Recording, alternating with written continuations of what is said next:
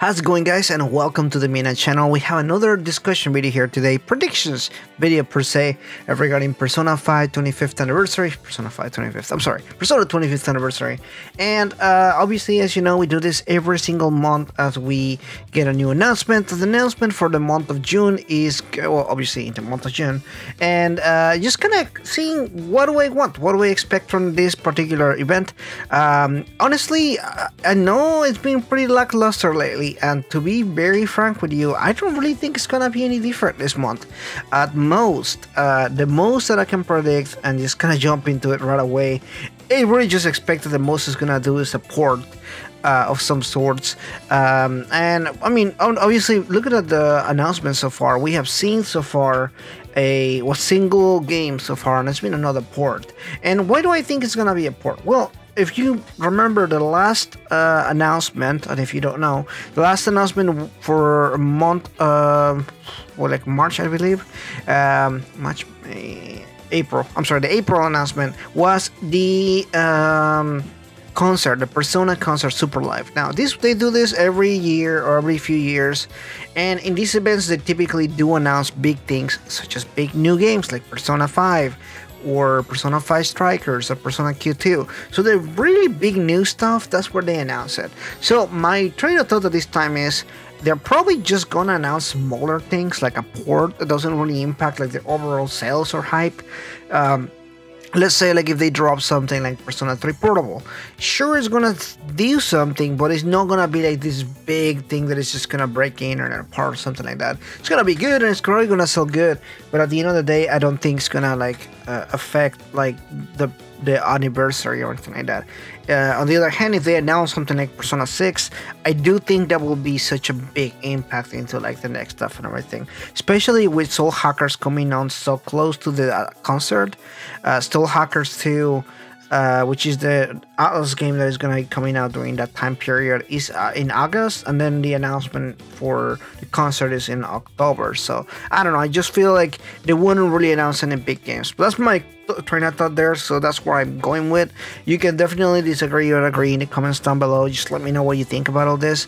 But as far as my predictions, now going back to that, as I mentioned before, I predict the port, and I mentioned Persona 3 earlier, and I really just I have a gut feeling that it's gonna be Persona 3, and no particular feeling or anything like that. It's literally just my thoughts of like, okay, I think this is what could happen. But it could be something else, who knows, you know.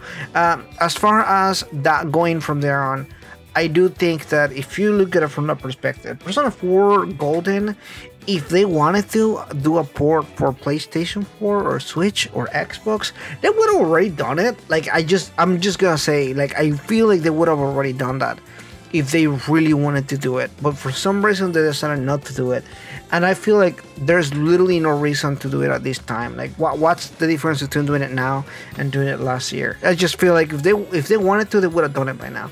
But that's not my general thought on that. And Persona 5, I think it's too big right now for a port. That will be the same as literally announcing like the next Persona 5 spin-off or something like that. I feel like they will have to wait a little longer before they do something like that. But that's again my thoughts and opinions on that. You may disagree or agree on that. I just feel like that's kind of my thoughts on that regard. So from then on, I really don't expect anything more than what they're doing with merch and events in Japan and that kind of stuff. I feel like that's pretty much what they've been doing so far, and it works for them. At least the Japanese market and the Japanese fans are happy with that. I know some people are like, man, I can't believe the Japanese are okay with that. I mean, they are having a blast, you know, they have so many stuff going on. Concerts, they already had, this is their second concert. They have this Persona 5 events going on all the time. They have the Persona Cafe. They had a really big anniversary as far as Japanese market is concerned and everything. So that's my thoughts on that. Anyway, that's pretty much in my opinion on this. I want to hear your thoughts in the comments down below. What do you think about all this?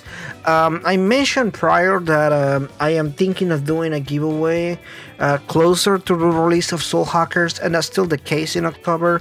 So subscribe or like the video if you are interested on more content from me, and as well if you're interested on the giveaway for Soul Hackers 2. Anyway, thank you so much for watching this, guys. Like and subscribe, and I'll see you guys on the next one. Bye bye.